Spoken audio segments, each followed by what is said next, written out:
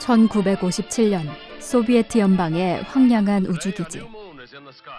셋, 둘, 하나. 카운트다운이 끝나고 거대한 불꽃이 대지를 삼킵니다. 스푸트니크 1호는 굉음을 내며 하늘을 향해 솟구칩니다. 순식간에 대기권을 뚫고 우주로 향하죠. 인류가 만든 최초의 인공위성이 궤도에 오른 순간. 그러나 그 순간 미국인들은 희망보다 먼저 공포를 느꼈습니다. 미국이 기술 경쟁에서 뒤처졌다. 우리의 머리 위로 언제든 핵미사일이 떨어질 수 있다. 일명 스푸트니크 쇼크. 과학기술로 소련을 압도하고 있다고 굳게 믿었던 미국에게 엄청난 조급함이 밀려왔습니다. 스푸트니크 쇼크로 시작된 이 두려움은 이제 AI라는 새로운 전장에서 다시 반복되고 있습니다. 딥시크의 등장. 미국이 AI 기술 경쟁에서 밀릴 수도 있다. 지난 한 달간 딥시크가 미증시에 던진 충격은 단지 시작일 뿐인지도 모릅니다.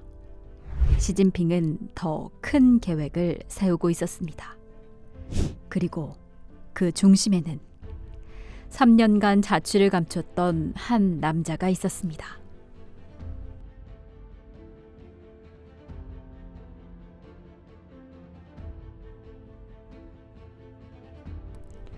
중국 국영은행은 전당포 수준이다. 2020년 한 남자가 중국 지도부를 향해 날카로운 비판을 날립니다. 그의 이름은 마윈. 알리바바와 엔투그룹을 통해 중국의 IT와 AI 산업을 이끈 혁신가. 전자상거래와 핀테크 분야에서의 글로벌 리더. 그리고 중국의 디지털 경제 발전을 가속화한 인물. 중국인 최초 포브스 표지 모델. 그는 중국 대중들의 엄청난 지지를 받으며 인공지능 시장의 발전과 중국 경제 성장을 강력하게 견인했습니다. 이렇게 대중의 사랑이 커질수록 시진핑에게 마윈의 존재는 눈엣 가시가 됩니다. 예정되어 있었던 엔트그룹의 상장은 취소되었으며 알리바바는 사상 최대의 벌금을 부과받았습니다. 그리고 이내 마윈은 공개석상에서 모습을 감추게 됐습니다. 마윈은 태국의 한 리조트에서 목격됐다는 소문이 돌았습니다.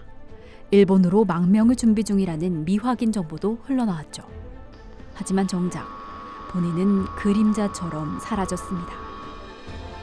중국 정부는 일절 입장을 밝히지 않았고 사람들은 이제 그가 다시 중국 땅을 밟을 가능성은 없다라고 믿었습니다. 그런데 2025년 2월 중국 정부 공식 석상에 그가 나타났습니다. 대체 무슨 일이 벌어진 걸까요?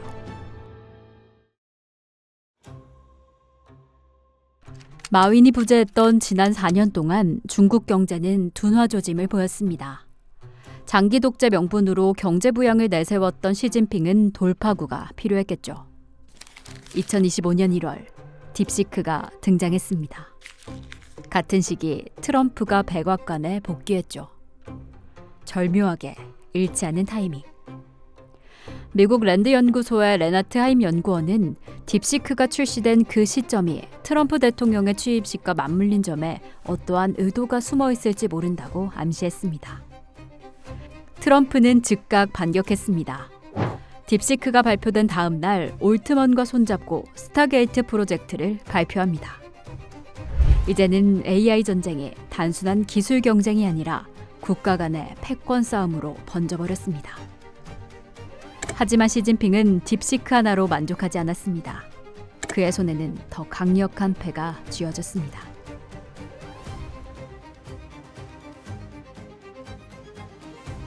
딥시크급 AI를 3개 이상 개발하겠다.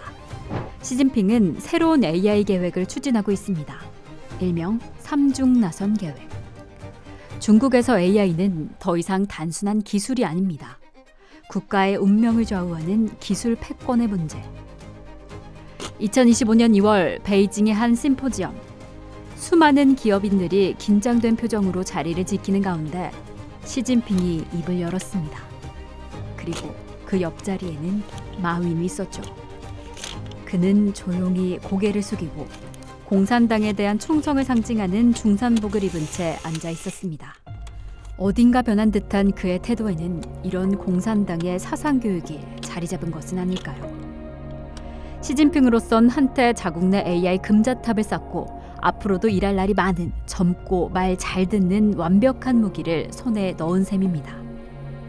그리고 이제 AI 패권 전쟁의 무대는 본격적으로 막이 올랐습니다. 미국과 중국 두 강대국의 기술 전쟁은 단순한 경쟁을 뛰어넘어 세계 질서를 뒤흔들 거대한 변수가 되어가고 있습니다. 시진핑이 맞추고 있는 퍼즐, 다시 돌아온 마윈. 과연 이 조각들은 중국의 승리를 이끌 비장의 무기가 될 것인가? 딥시크가 미증시해 준 그 충격 그 이상의 무언가를 터뜨리게 될 것인가? 2025년 인공지능이 세계 질서를 다시 쓰고 있습니다.